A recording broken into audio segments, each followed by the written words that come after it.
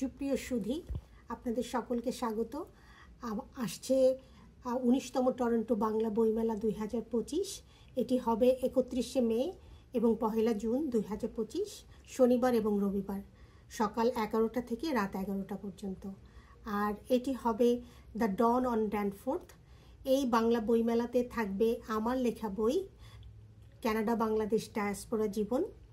আশা করি আপনাদের সবার এই বইটি ভালো লাগবে, কারণ বইটিতে লেখা আছে আমাদের কেনেডিয়ান জীবন এবং কানাডার ইমিগ্রেশন সংক্রান্ত লেখা, যেগুলো আমি আশা করছি আপনাদের সবার কাজে লাগবে।